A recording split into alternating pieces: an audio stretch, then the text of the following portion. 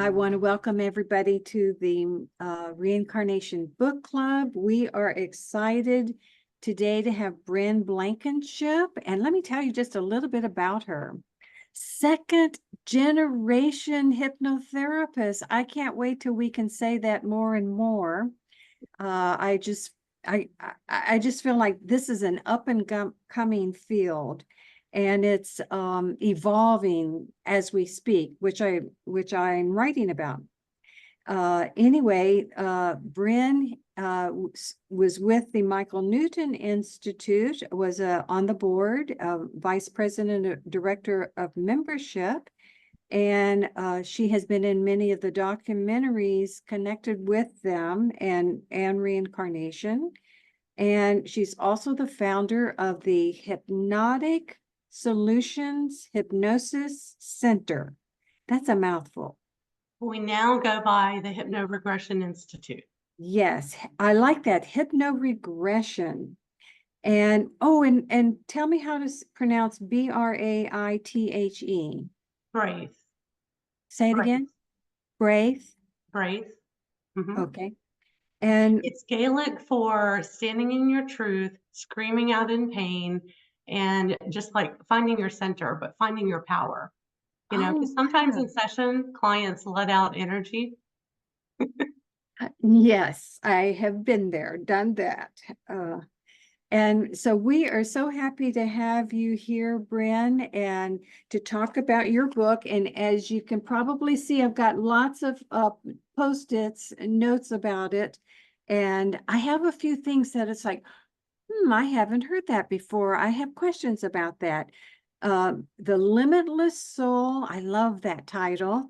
Hypno-Regression Case Studies into Past, Present, and Future Lives. More and more, we're getting to be able to get glimpses of the future, I find. So I can't wait to hear what you have to say about that. And I would like to ask you, besides being second generation hypnotherapist, you didn't have to go into the family business.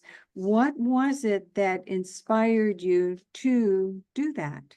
So I'm going to clarify that. Okay, so my father, let me just say, I resisted my parents and then still ended up doing the hypnosis, right? So my father had studied hypnosis, and he used to use these positive affirmations with us all the time. And he really focused on self-hypnosis. And he didn't have a practice the way I do. So he did this on the side, but he practiced with the kids at the dinner table or the breakfast table. And it's like, okay, Daddy, I get it. But it sunk in. And so I didn't take a straight path to get to this place that I'm at. And do you want me to go into any of that, Carol? Like yeah, okay. Absolutely. So we love the backstory. From the time I was born, I believed in reincarnation. We were raised Methodist. And I would be like 4 years old at the church with my parents. And this, I was old enough, if I was quiet, I could sit in church. So I would listen to the preacher, and I would want to know what he's talking about. And he talked about life everlasting. So when we came out of church, he would look down at me and say, well, what did you think about the sermon, little lady? And I would ask him, if we came from somewhere, if we have life everlasting, where do we come from? And my mother looked like she wanted to die. And I noticed that this preacher, who's supposed to know everything, didn't know. He couldn't answer me, and he would kind of fumble. And so it wasn't until many, many years later that I'm doing this work that I realized I'm answering the questions that I had as a 3 and a 4-year-old from as long as I can remember. And then I took the traditional path, and I went to college and got a good job as a legal assistant. And I really wanted to be an actress. So I was studying that and working with a coach from LA that would come in. I grew up in Richmond, and then moved over, and this coach would come into town and work with us once a month. So I'm doing that, and I noticed that I had these blocks. I had these blocks to where I would know what I was going to talk about and what I was supposed to do. And you put the camera on me and I would think about it.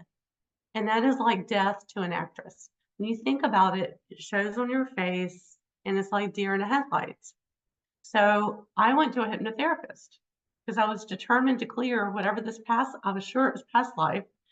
And I was going to clear whatever this past life thing was that was blocking me. And I'd read Shirley MacLaine, Dancing in the Light, and I'd read some of her stories. So, and Shirley MacLaine's from Richmond. We had the same ballet teacher. And when my book came out, I ended up being featured in her newsletter, like Small World. Now, she had that teacher when that teacher was much younger than I had the teacher. But we were a few years apart. But, I just never thought of all those connections until much later in life. And I'm thinking about past life regression. So in this session with the hypnotherapist, she's taking me into a past life and I go into a future life, a future scene actually in current life. And I am standing, it's like a metaphor in the session. That's what I thought it was. I'm standing in a field. There are apple trees. There's this tall prairie grass. And I'm just walking through the field having my pick of acting gigs. So I'm sure that I'm moving past the deer in the headlights from auditioning. I'm sure I'm moving past that because that's what's happening in the scene. So I come out of the set. Oh, and towards the end of the session, there was some talk about New York, about California. And I said, oh no, I'm going to New York. I've already been up there. I travel up and down the East Coast to audition, and I'm literally going to move up there. And I've worked it out. So I came home from the session, and a few days later, my friend from LA, she had already moved out there, and I hadn't seen her in 5 years. And it's not like we talked all the time, but she said, Bryn, I was thinking about you, and you need to come out here. And if you come, you can stay at my place, my apartment, but I have a roommate and, you can only stay for 3 weeks. So I got everything lined up. I'm all ready to go. My husband's good with it. He's going to stay behind with the house. We're not going to sell everything and move out there. He's like, you just go and do what you need. And fear set in. I mean, fear to the point where I wasn't going to go. I was paralyzed and I had everything lined up. So my husband, the massage therapist, the wise one, he comes home from work one day and he goes, I want to talk to you. And I said, okay. And he said, there's no reason for you not to go. And nobody expects you to have any success. Like, what? I've never heard that before, because everything I've ever done in life, you do to succeed at it, or at least try. He goes, just go out there, do the best you can, and then see what happens. And I'm not a see what happens kind of person. I want to know that what I'm doing is going to have results. And then he said, and if you don't go, I'm going to leave you because you're going to resent me. So you think about that and think about what you truly want to do, because you've wanted this for a long time. And then he said, he looked at his watch and he goes, oh, I have to get back to work. I'll see you later. So I'm sitting there with all of this. And I went and packed my suitcase, put my headshots in my little my little Honda Civic, and got ready to go. And he had said, I'm not going with you. You have to take this journey by yourself. So I went out there. I knew about an acting class.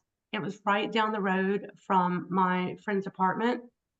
And I'm in the acting class. Someone in class saw me, told their agent. She called me in, hired me on the spot. And then I'm auditioning 4 times a day, 5 days a week. Like, I went from 2 auditions a month, and you're grateful to have those, and you drive to Tennessee or Florida or New York or wherever you have to go, to 4 a day, 3 minimum. And they kept calling me back. And a lot of these were commercials, but some of them were TV shows that they were filming here. So we used to laugh. Wouldn't that be funny if you got on a show in Wilmington that you've auditioned for? But I learned a lot about the tiers and how, the tiers that they were auditioning for here were none of the even secondary 3rd or 4th tier roles. that, were available. So anyway, I'm auditioning, I'm booking things. They're calling me in by name on Commercial Row because I had a good commercial look. And it was me and this woman, Angela, the two of us. If she's a little bit shorter than me, sometimes she looked better as the wife than I did because I might be too tall to pair up with the husband. But we had a similar look. We saw each other at all the auditions and we would wish each other luck, I mean, each of us wanted to get it, but if I didn't get it, at least she got it.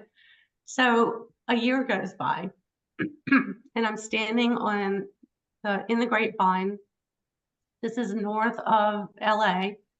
And I just finished filming day one, or my part of a Chevy OnStar commercial. And so I'm just up the hill, they're filming it down below.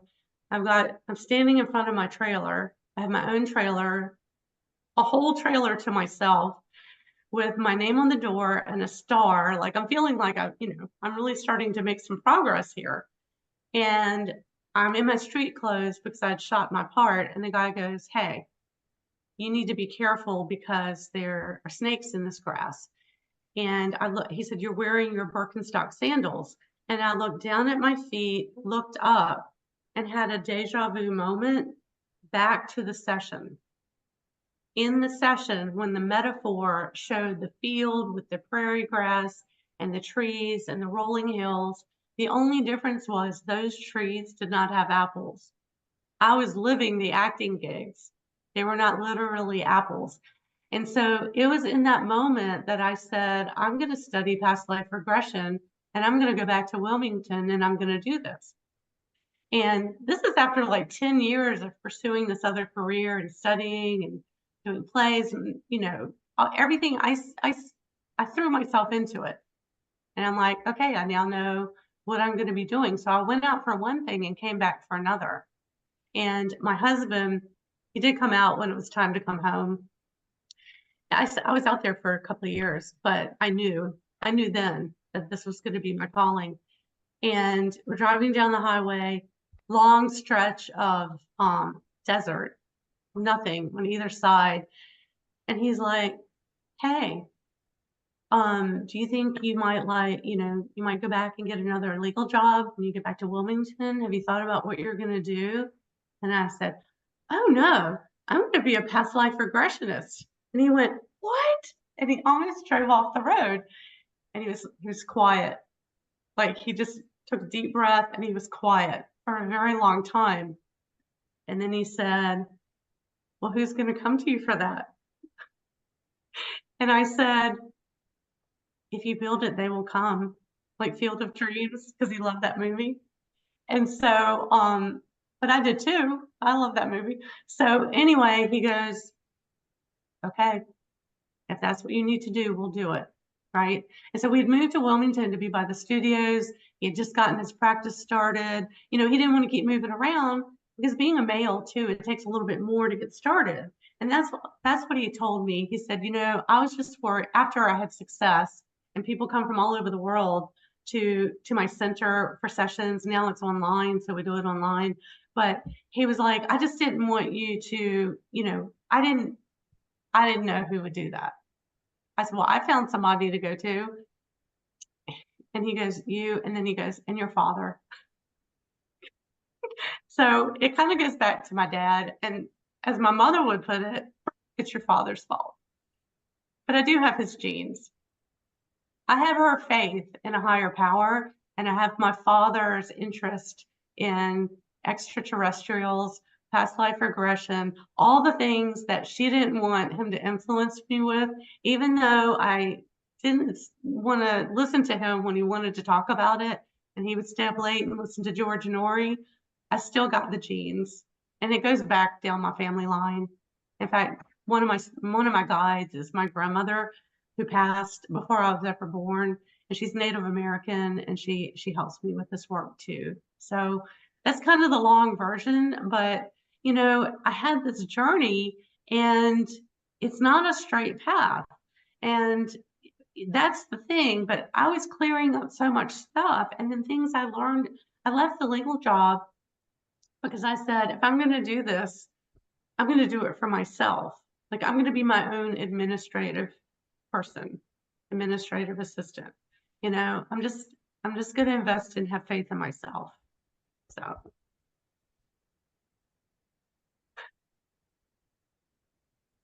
Oh, Carol, you're on mute.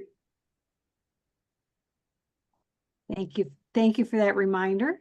I wanted to also mention during the bio that you trained with Roger Woolger, besides Michael Newton, also Brian Weiss. So I knew Roger. I also trained with Brian Weiss.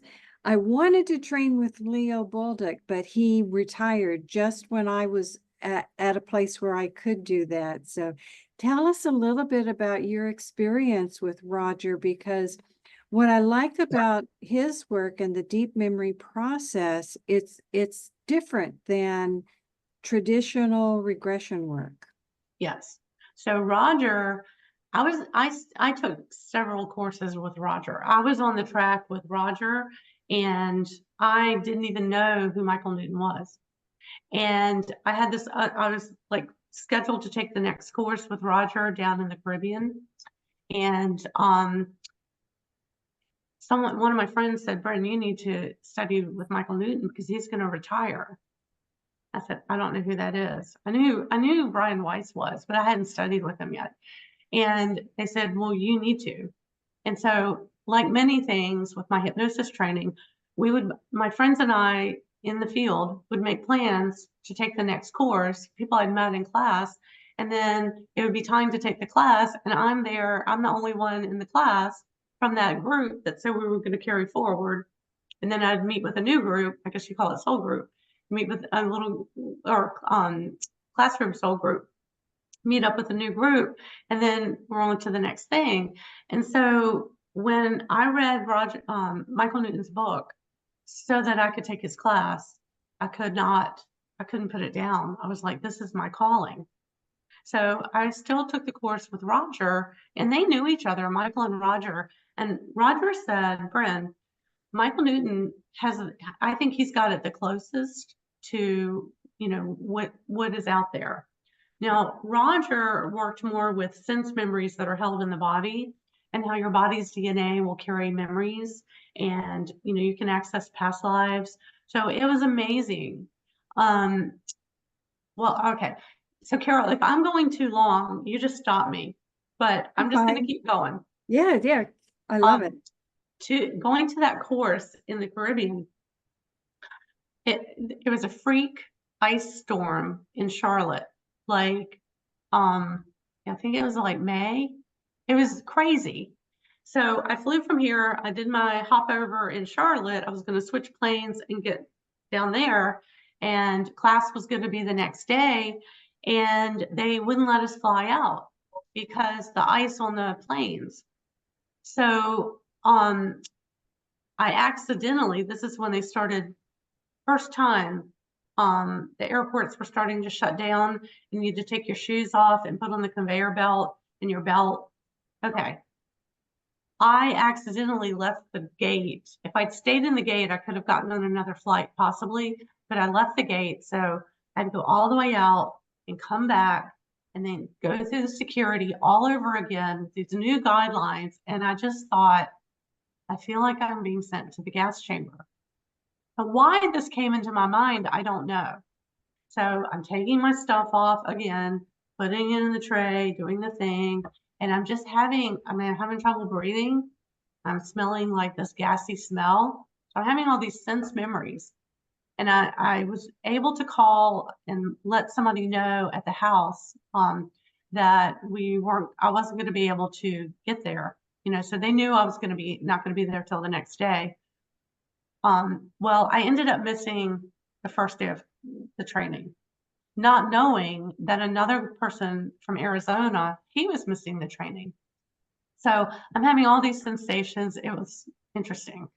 And I get there and they said, Bryn, we held the training for you and the other person because we just decided we would do a little something like a group regression. So they did a group regression and went back to the Holocaust. They put me in and did the sense memory off the body. And I was like a young girl with the other people being pushed through into the gas chambers. And I'm picking up all the memories. That's what I had experienced the day before when they were doing the thing. And then I'm trying to fly and get there. And the person out of Arizona, he was experiencing the same kinds of things. So it was wild and it was energetic and it was the energy bubble. And that's probably why I got confused and left the gate and then had to go back all the way through everything, because I was just swept up in this wave of energy that was coming through. Now with Roger, okay, let's just say you're clearing something from a past life and you are being hung, for being a horse thief. Well, you had a little box of tools in your office as the hypnotherapist, and you would pull out a piece of rope or something and put it over their neck because their senses are heightened. And so when they're like, I'm being hung, you help them out a little bit by just putting gentle pressure on the neck, which feels even more intense when they're under hypnosis, and so we would have sometimes clients were thrashing around the office. Patricia, Roger's assistant, did a session with me where I was a slave from the plantation, and I had to leave the plantation because this was at one of the other trainings. I had to leave the plantation because I was light-skinned. My husband was jet black and he worked outside, and my husband now was my husband then. And the fair, redheaded, pale-skinned master of the plantation had his way with me because he liked me. And so when I got pregnant, we didn't know what color the baby was going to be, and then the secret would be out. And so I learned a lot about the emotions and what it's like to be on that side of things. And then the mistress of the plantation, she gave us money, told us to leave, and we made it up to Virginia on a dark dirt road, the moon shining through the trees. And then the master had sent his men after us because he didn't know. He just knew we escaped. And they caught us and they held I'm just going to let you know, it's very gory, but they held my husband, the big burly, outdoorsy slave that worked on the plantation. They held him back, took 2 men to hold him back, and they gutted me as the pregnant woman. They gutted me, took the baby, killed the baby, and it killed me, and made him watch, and then took him back to the plantation, to punish him. So all of that off of sense memories that were coming up in class. And, poor Patricia, she had this seat cushion with the props, and she's trying to, push and push like the offending person. And she's like telling me to push back, and I kicked her across the room, And so, but I got it out and I cleared whatever that was.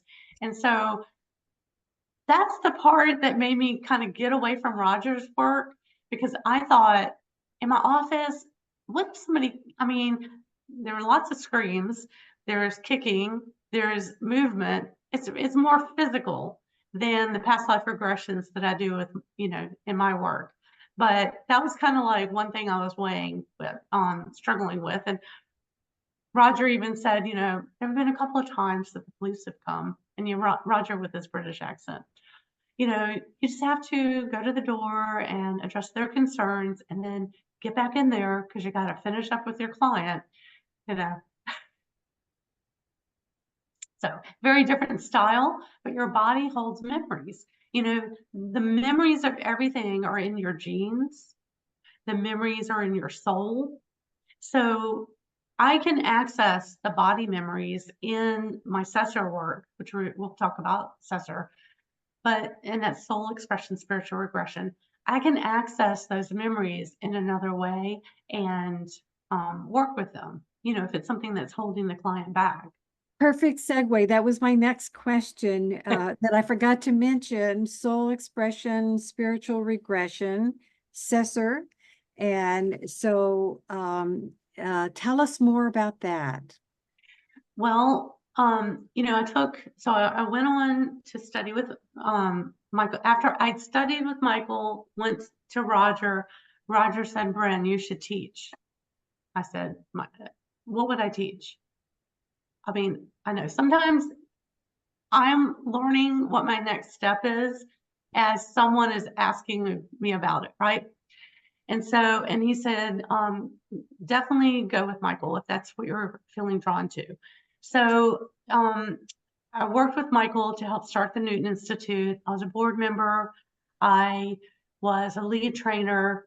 I was membership director. So I worked with the people, I worked with the reviews, but my sessions started popping into something a little different right from the beginning.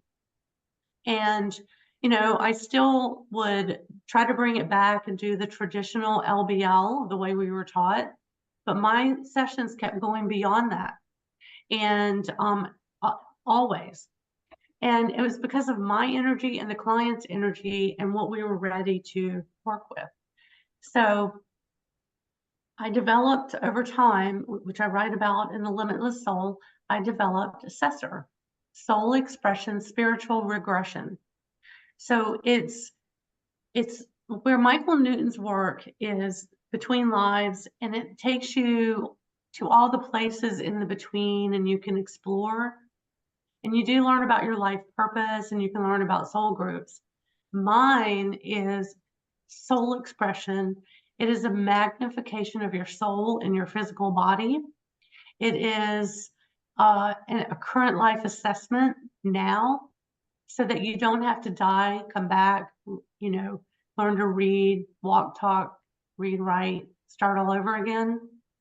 You get a current life assessment, and you also learn about your life purpose. You learn about, it can change the course of your current life and redirect you so that you have a clear understanding of who you truly are. And that is the point of it. So I cut out some of the other stuff that clients love to do, right? To do things that I felt were, well, this is my path, and this is what I'm meant to bring in. And so this is a way for me to carry clients forward more quickly and more directly through their challenges in current life so they can clear things up. You still may have to live another incarnation or two to work things out, but guides will come in and explain that. They may say, this client is at a point now that the rest of their life is like free to do, like free will to do what they want because they've achieved what was meant for this lifetime. And then sometimes they'll say, another lifetime is going to be needed, but this is accelerating things. So that's what's in the acronym SESR stands for assessment. Oh, that is awesome. I really like that concept. And, I feel like we're all synergizing what we're learning and creating our own modalities. And so I love the way that you've done that with your work. Well, it's about taking the work forward, and I'm helping clients to find and follow their soul's guidance. So once we can line that up, they can do these things for themselves. I mean, yes, we're doing it in a session, and you can't just run to your hypnotherapist every couple of weeks, that's not very practical. And I want to teach people to be empowered in themselves. I want them to own their own power so they can sync up and they can connect. And yes, we might do a session. They might read something in my book. My book has 18 case studies. And then at the end of each chapter, we have some exercises that the client can do. So those are some things too, because I know that everybody is not going to be able to come in to see me. I mean, I can only see so many people, but reading the book helps, start that process as well. So it's just a way to help you connect and find and follow that soul's guidance. I think you're reading my mind. My next thing on my list was about the exercises at the end of each chapter. So I really appreciate that you did that. I agree with you 100%. The more that we can empower our clients, how wonderful that is. And Well, that's that what was supposed to be my next book, but my publisher, Llewellyn, they asked me if I would combine the two. oh, So it just kind of came about, and it just worked out that I had enough exercises to work out with, actually had a couple of extras. So to work with the case studies, and then they were related to one another. So sometimes, so I'm doing a repatterning with clients. Reading the book helps to repattern. It's helping you to repattern yourself. If you're yeah, coming in for a session, that's what we're doing, is repatterning, changing those habits, changing the focus. And um, whether you're working with me or on your own with a book or a meditation tape, you're still doing the work, right? So it's just helping you to sync up and clear out some of the chatter. It's like that little 4-year-old me. I knew. I was very clear back then. And then as I got older, all these influences came in to cloud my clarity, because people didn't want to talk about what I wanted answers to, or they didn't have the answer that I was looking for. So they would kind of sidestep the question or just kind of laugh it off or make it like you know, I was asking, like I had two heads or something, you know, and, I now, a lot of the people that I went to high school with are interested in these things, but I was always interested in them. I just didn't have those people to hang out with that I could talk to about it. 'Cause, wow. Well, I want to let anybody else who has a question. I've got a bunch more questions about digging into some of the characters in the book, but if anyone else has a question about the book or any of the things that we've talked about so far, if you'll just raise your hand so I know who you are, and I'm open the floor for other questions.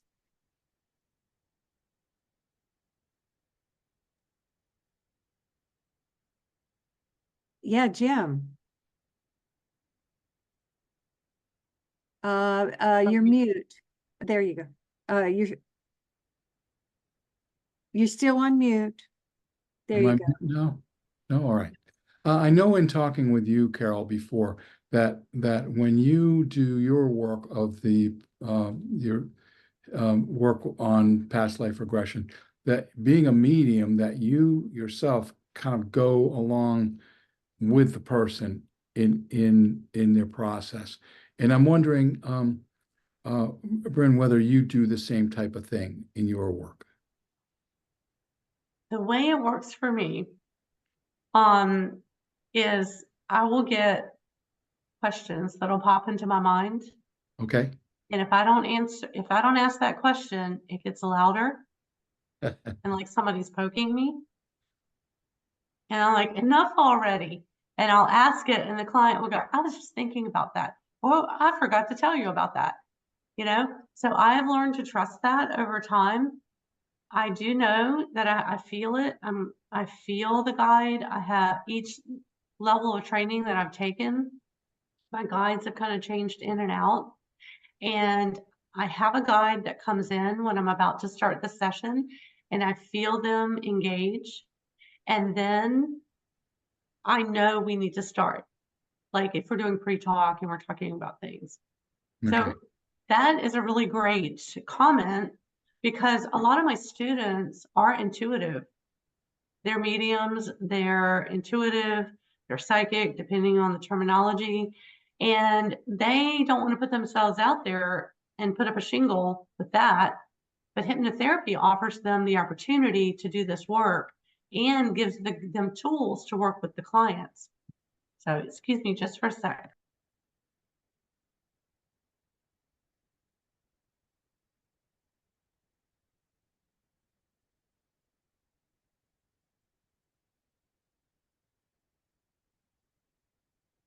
Okay.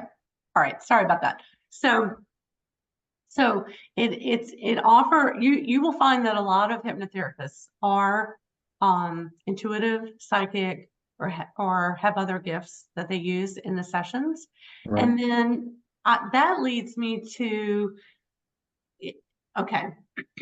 What's happening right? So right now, all this energy in the room, what is happening is all of us are on this call, but we also have our teams. So each of us has a soul that's sitting up there.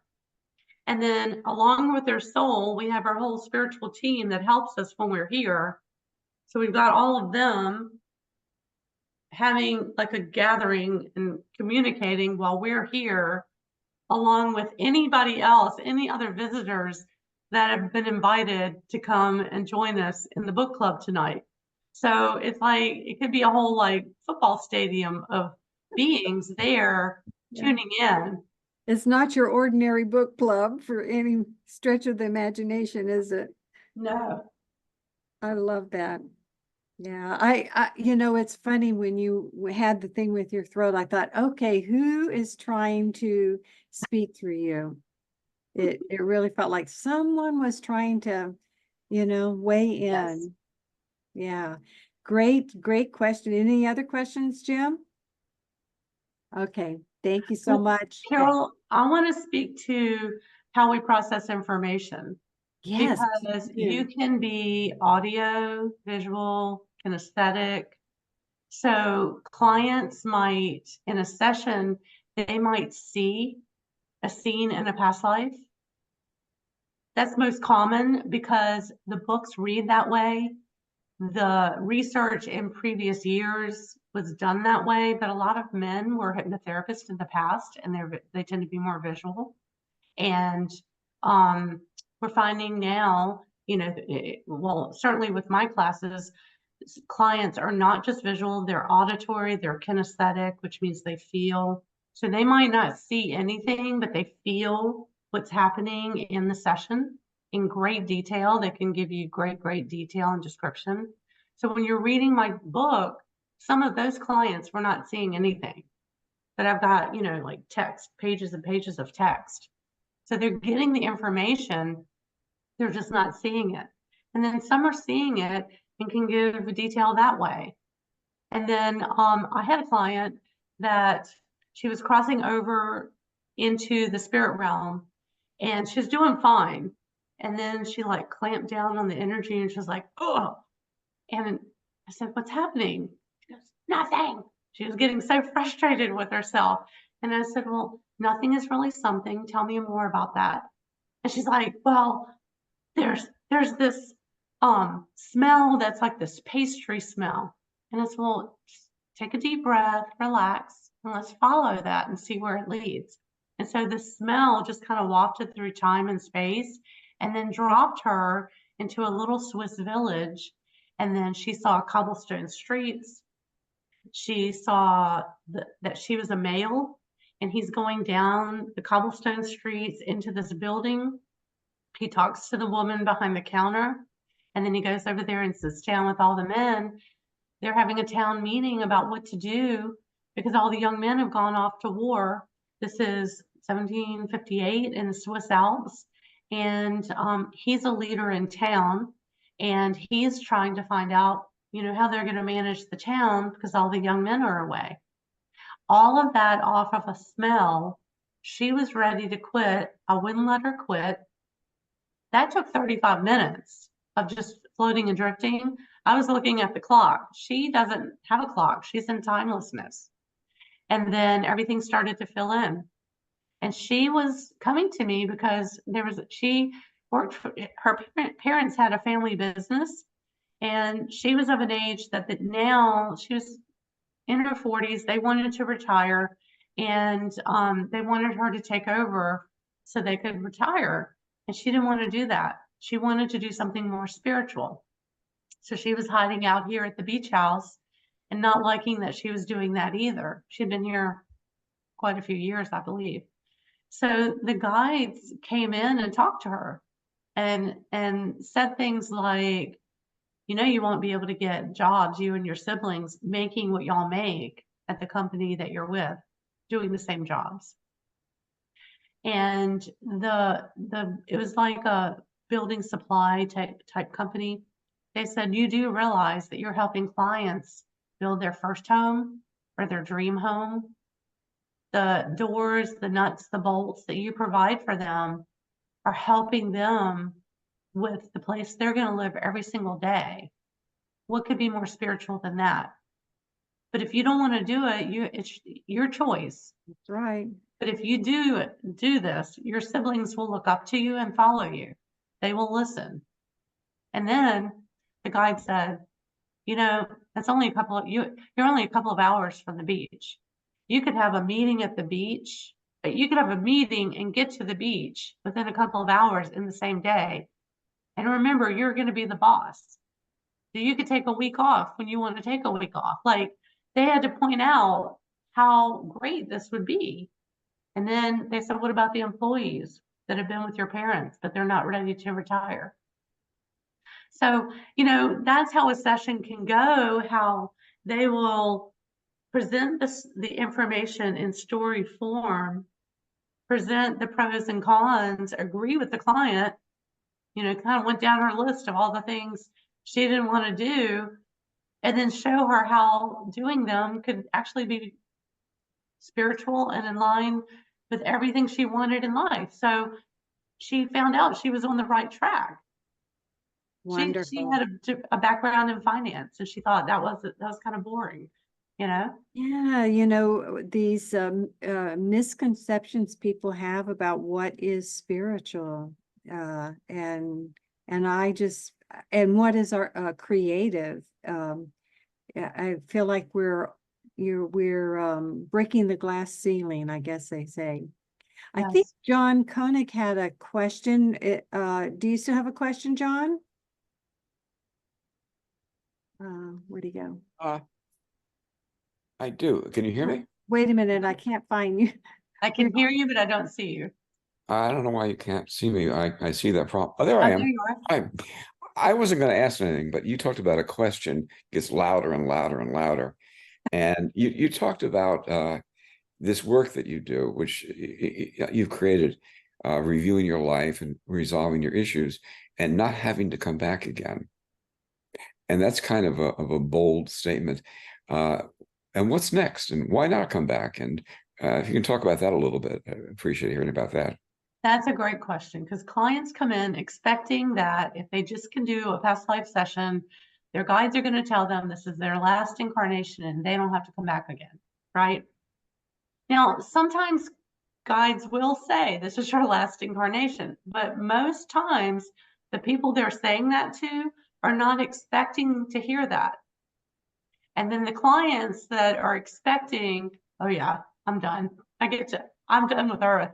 The guides laugh and they're like, no, you're going to be back again. You're going to be back a few more times. However, there are many helper souls who did not have to come back. They had finished their karma. They had finished their incarnations. Earth is a planet of emotions. It's the emotional planet. That is why we come here.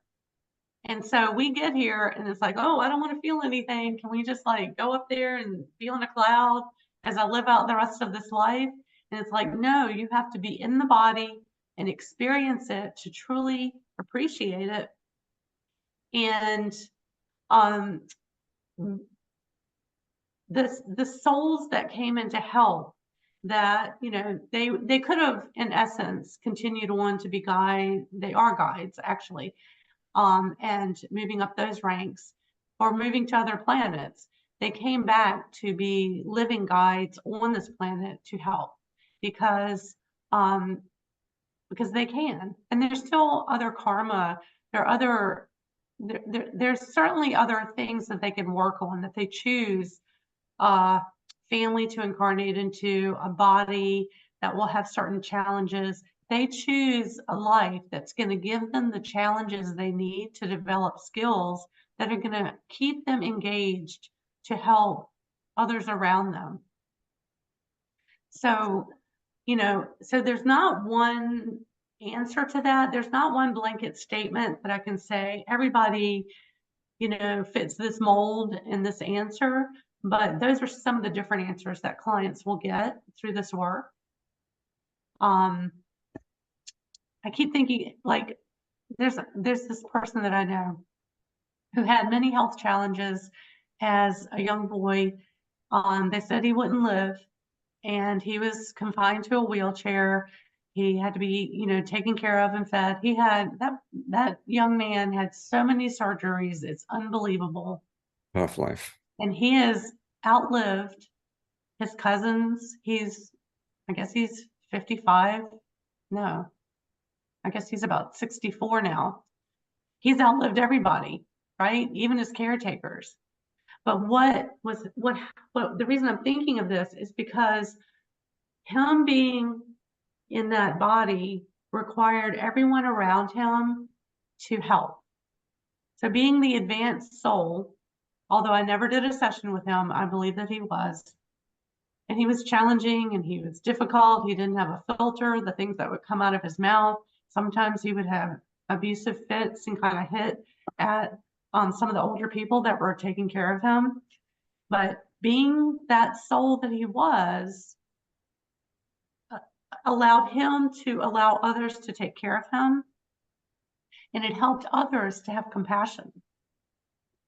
So that's an example of an advanced soul. Now, I don't know if he's going to incarnate again or not, but I do see the dynamics of that, and how by him being the way he was, opened up something in others and allowed them to be, to choose to be compassionate or to choose to be angry at him. I mean, there were different responses to him.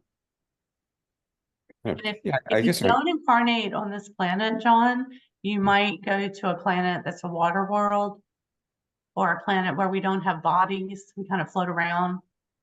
There are planets that are like Earth and we die, and then we're just over there. But here, we're back home, right? But here, when we die, we go through this whole process and we release the physical body. When someone dies before us, we go through the grief and that we're cut off from them in a way that we're not cut off on the other planets. But we are moving into a place where that is becoming less and less. Like, we are moving to a place on Earth that souls, yes, they're being cut off, but they're able to reconnect to their loved ones who have passed, to clear the grieving and to keep that channel open, the same way you do with your guides, or, your soul or your spiritual team. So, yeah, Earth is going through it's going through a big shakeup. Things are changing, but we are improving, and more light is coming in. It's been a challenging time, but these are some of the things they talk about with future lives, and hopefully in my lifetime, but it's like the 60s revolution, but we're moving into this new energy, and it's shifting everything. And then with each generation that leaves, a whole thought pattern that circles the Earth lifts. And like so now I look to the younger generation and I think, what does that mean, with the processes and the thinking? The 60s shook things up, the 70s, now the kids that were born in the 80s and 90s are adults. What is that energy shifting into? But I mean that in a positive, right? That's a very good answer. A lot of those kids are like, I'm just not going to be tied down to the traditional job or a house and a mortgage. I want to live my life. I want to go experience some things before I have all those things. And, that is just a new way of thinking, in a larger group of people than what, we were taught when we were younger. You go to school, you get a good job, you get married, you have children. I did some of those things. Well, as somebody older than a lot here in the 60s, that was the vision. We would create a new world, a different type of world. I just never did this work for the idea of not coming back anymore. You know, it's uncomfortable here sometimes, but I don't mind being here in Earth Spirit School. But Yeah. thank you for that. Oh, you're welcome. That was a great question. Great question. Thank you, John. So I want to ask a question about some of the characters in the book. There's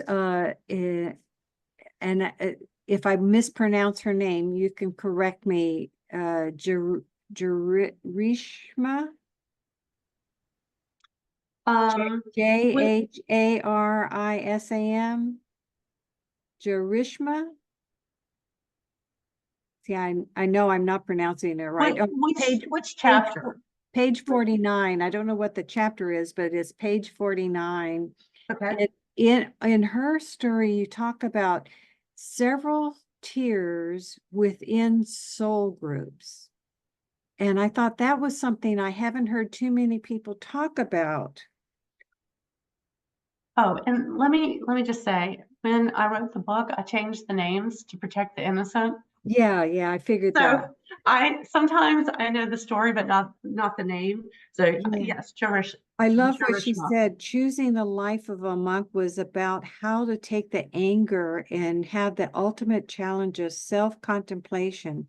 People can take anger many, many ways and carry it through many, many lives. It can be a good force or a negative force. That was, as someone who suppressed my anger for so many years, when it finally came up, it was such a revelation to honor it. And but like I said, I was really keen to know more about the tiers within soul groups. And she was one of the examples that you had given for that. Yes. So this is one of my favorite stories. And this is a man whose family, his younger brother is killed in an accident, and his mother never gets over the grief. He's angry at God, and his father dies. So he's a young man, and all of a sudden, I think he might have even been a teenager, and all of a sudden he doesn't have a family, and he's mad at God. So he just decides to join the monastery so he can learn more about that, right? So when he leaves the monastery, you have to find your useful purpose. So he tries a few things and decides he's good with the cooking. So he will go to town and buy the ingredients. And on the way to town, when he's coming back, he'll sit under this tree and kind of ruminate on all the things that he's angry at God about, right? He kind of lets God know all the stuff he's mad about. But over the course of his life, living in that monastery and working things out, he begins to find a peace within himself. So then he, at the end of the story, I believe he moves to another role at a different church. I don't think it's a monastery then. He's more like, I can't think of the term, but he's like one of the elders in a church. So soul groups, the tiers would be like his initial family, and then the brethren, the other brothers that were monks at the monastery that kind of, ran everything. And then there would be one or two that he was closer with that were, his buddies that he was more closely connected to, the one that he cooked in the kitchen with, and they would joke around with each other. So I would say that was his core soul group. Even though his family is important, they would be like a connected soul group. And then, and they were important, but they didn't stay long. And then another group would be later on in life when he was older and he moved to the church and took on that role with the congregation. And, so it's like there are these groups, and then you have these other groups that are all working together on having similar paths or similar goals. But the core group is the one you incarnate with more, over and over again. And you still may incarnate with some of the others in other lifetimes. It's just that, if a soul group has, let's say roughly 8 or 10 people in it, sometimes less, think about your life right now. You know way more than that. You know thousands of people, many, many people, right? So how does that work? Well, they would be like rings of a circle that go out, from the core, and then the influences. Because I think about like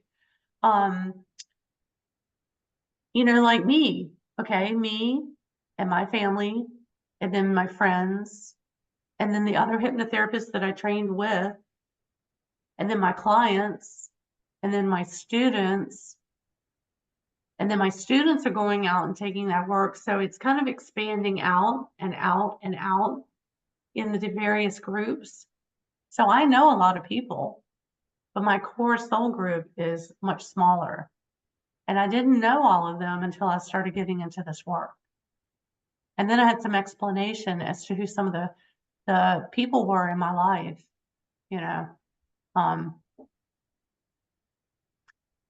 and finding out how advanced some of the people are in your life that you're like, really?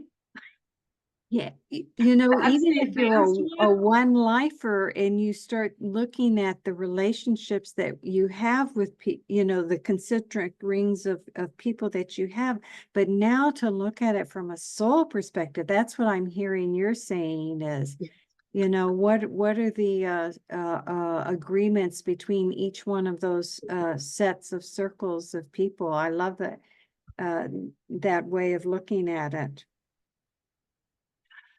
And then there are other players that they're not part of your soul group, but when someone comes in and betrays you, like a business partner, betrays you, takes your business ideas, does something with it, and then you're left to pick up the pieces and start over again and continue forward. And then you have that success and you're standing there and you're in a really good place.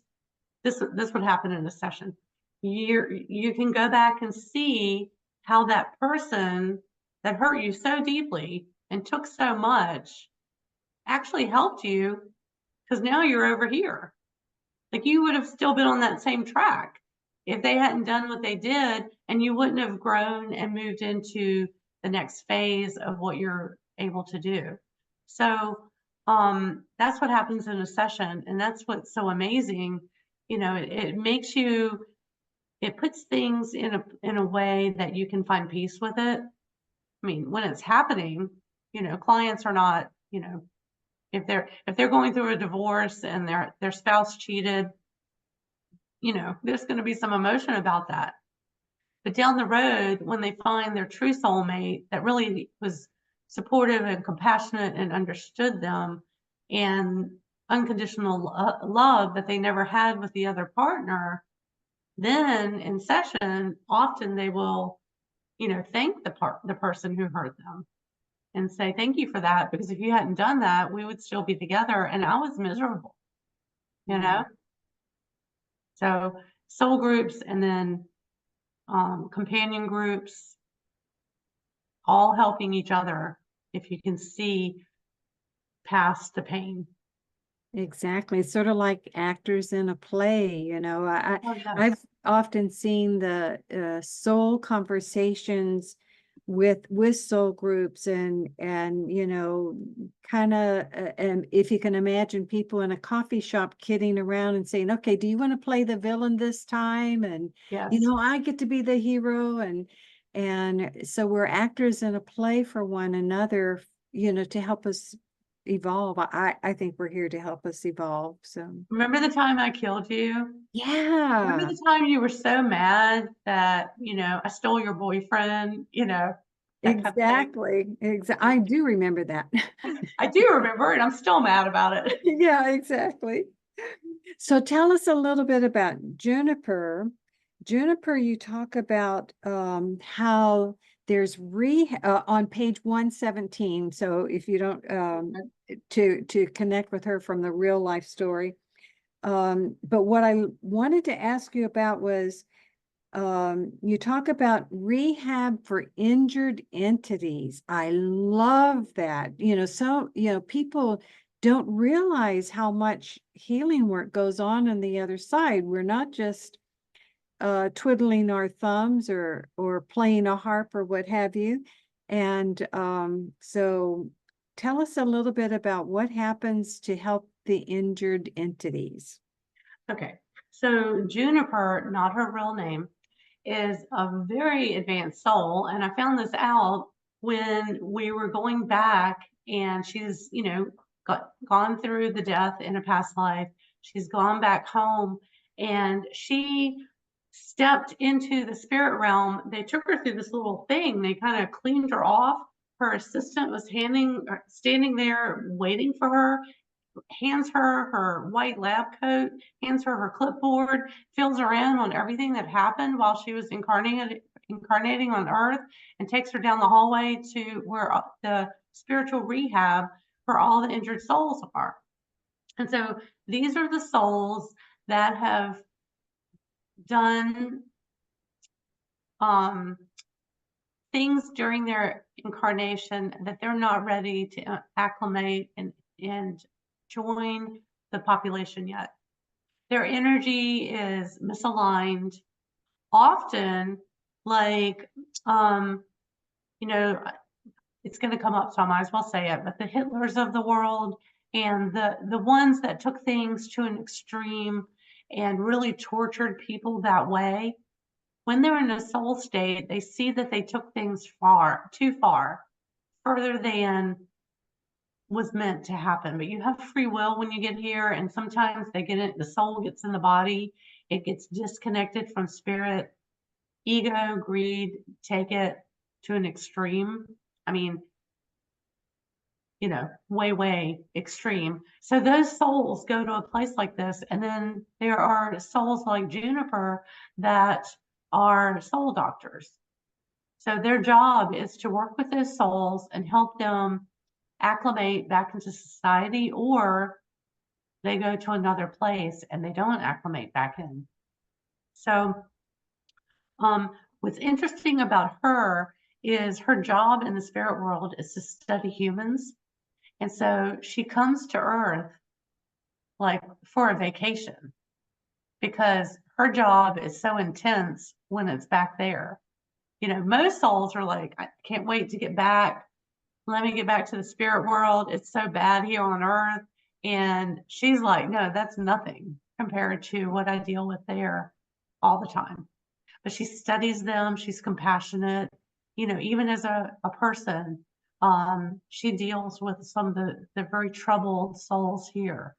And, souls that a lot of people would just pass by or not give a second thought to. She really, really cares. And then she takes that information and that learning and she applies it when she goes back.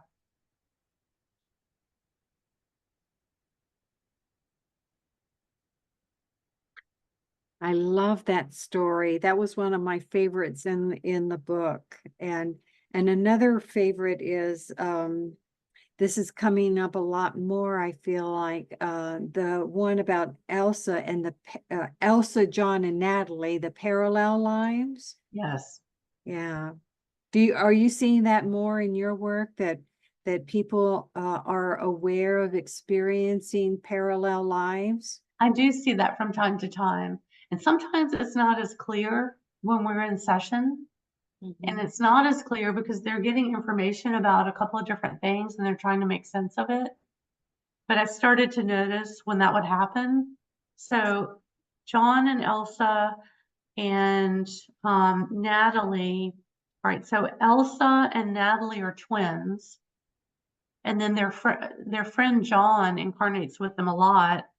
And so Elsa has had several past lives, and where she uses sign language. So some of these I talk about in that chapter. So she's a teacher for a deaf school. Mm-hmm. She signs to children hiding in her attic in Poland during World War I, so the soldiers outside can't hear them. There's another lifetime where she is a cave woman and they communicate through sign language using their hands and not words. And the three of them usually incarnate together.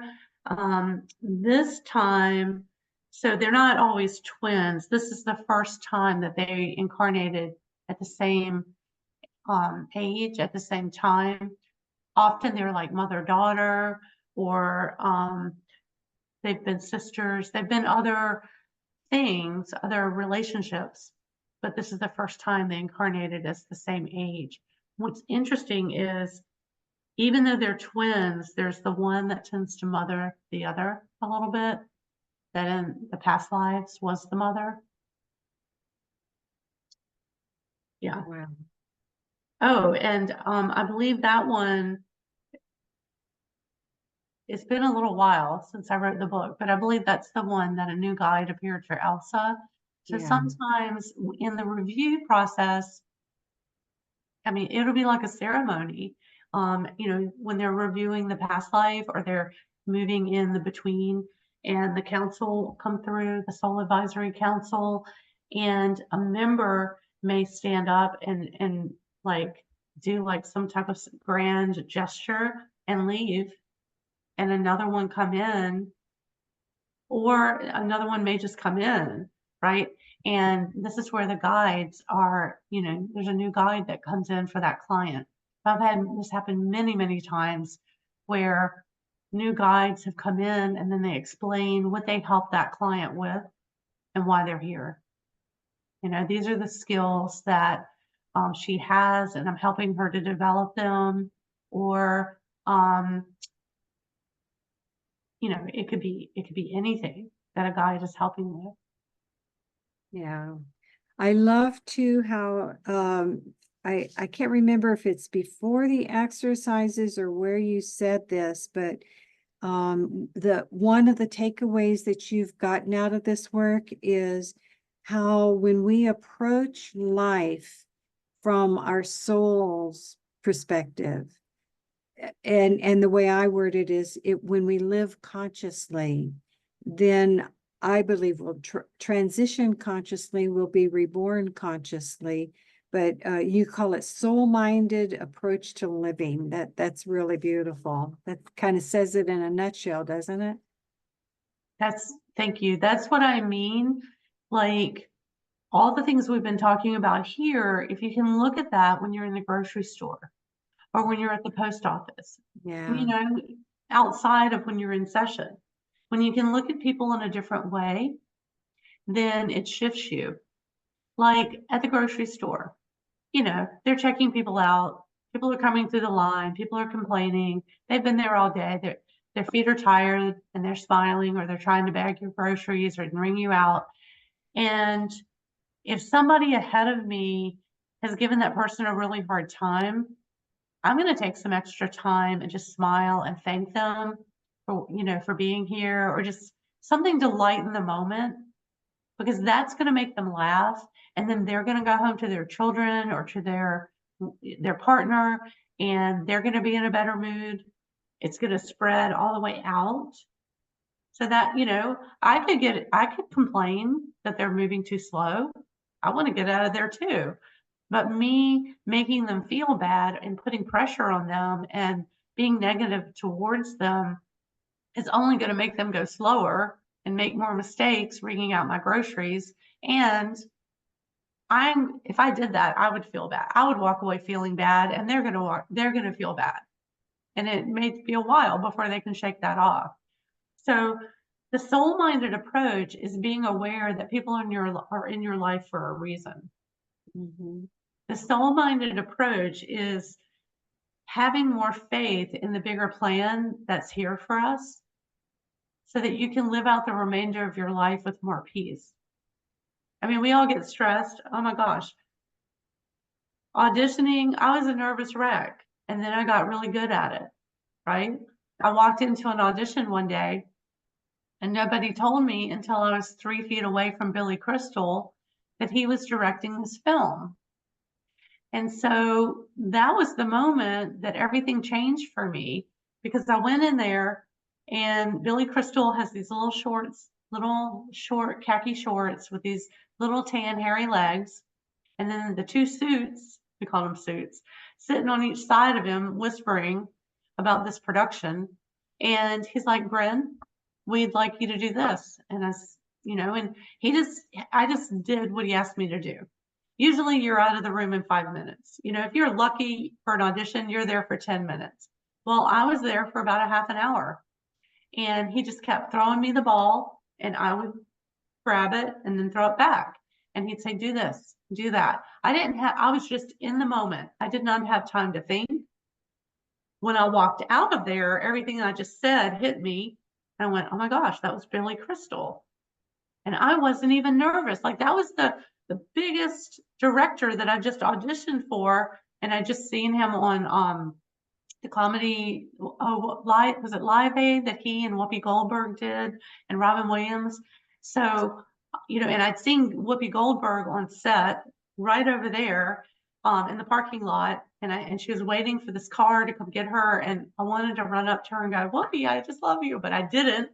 I was so cool about it. So here I am in front of the other one. Anyway, it was just really interesting to me, because that was the moment that I was in the moment. That was the moment I realized I no longer had stage fright from all those times that I did have stage fright.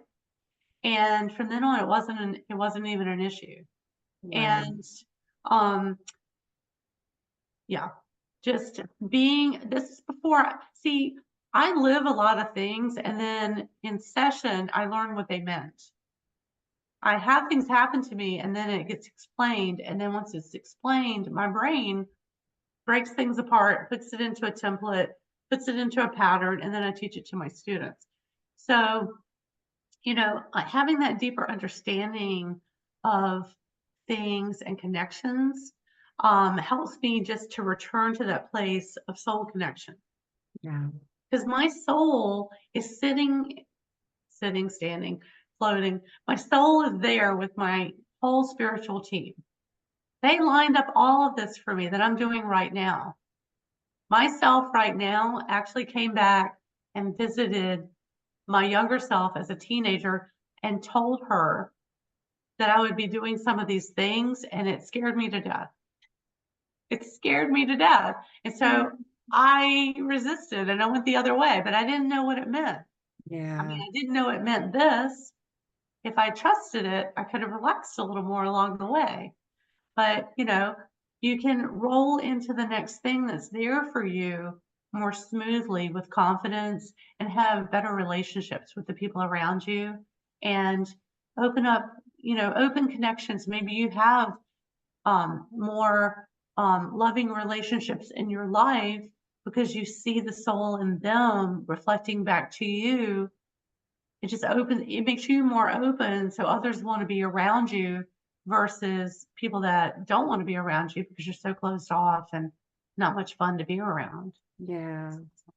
I love that. I love what you were talking about, how you're learning things from the sessions that you're facilitating that take you to the next level also.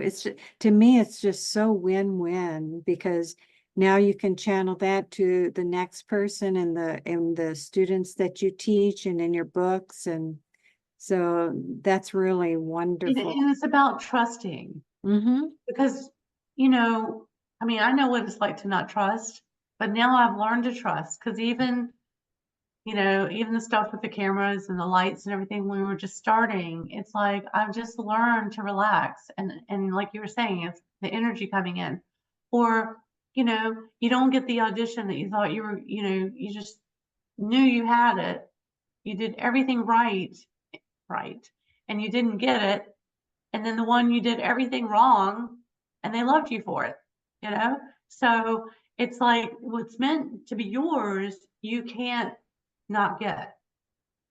Right. So when you can trust the divine plan, then your mind and your body that have that partnership with your soul can work together instead of against each other, you know? So speaking of divine plan, what's on the menu next for you?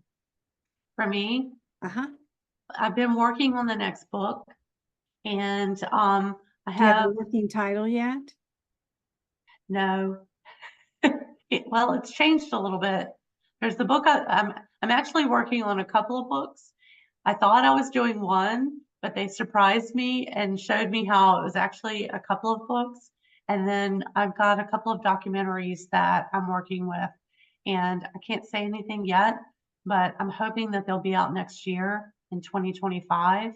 And you know, I'm still teaching. I actually have a course coming up in 2 weeks. And so I do session work, but I've turned over some of that to my students, and I'm teaching more, you know, and I have students on every continent except for Antarctica. One of my Awesome. students was saying she was actually going to be visiting there. I forgot why. I think it's something to do with her boyfriend. So you can count that continent I know. too. I said, well, if you do a session there, we might be able to count that one. Yeah, that's awesome. So tell everybody how to get in touch with you. The name of your website. Oh, it's www.brynblankenship.com, BRYNN BLANKENSHIP.com. And if And you go to the website and sign up for the newsletter, there's a link that you can do a little mini de-stress. It's like a 15-minute, it's not a past life, it's a current life, but it's meant to like de-stress mental clutter. So, you know, there's a little link to that if you want to try it out. And great. thank you to everybody. Thank you to Carol for having me on the show, and for reading my book, for taking the time to do that. And I really appreciate that. You know, I love to read, and so this is my favorite topic, and so it was a natural segue. We didn't have the Reincarnation Book Club for the first few symposiums, and it started last year because a couple of authors donated books to as door prizes. And Oh, they weren't even speakers. They heard about it, they donated the books. And so I said, well, we've got to work in a way to talk about their book too. So that's how we started with the Reincarnation Book Club. And I just really love this because it's different from regular book clubs where, you know, you come from all different areas. If the people here have an interest in reincarnation, they're all levels of interest, but there's definitely an interest in reincarnation. And so it's wonderful to have a safe, sacred space to be able to talk about these things where other areas people might think you're crazy. And we want to just say, hey, join our club. well, guides have said where we're from, they're the crazy one. Yeah, you know, and that's a good point because I do not like the word paranormal, because I feel like what people call paranormal is the real normal. And all that other stuff is what's, you know, beyond the normal. So Yes. I want to ask one last question before we wind up, and that is, what thought you would like to leave us with as your parting words for today's event? I always like to end with, you are here by design, on purpose, for a purpose. All souls are following their divine plan, and you are here for a reason. So even if someone comes in for a moment, long enough to father or bring a child into the world, and then they leave, that was their purpose, to bring them forward, right? Even if someone is only here momentarily, or they're here for a long, long time. That is, they come in, they do what they need to do, and when it's time to go, they go.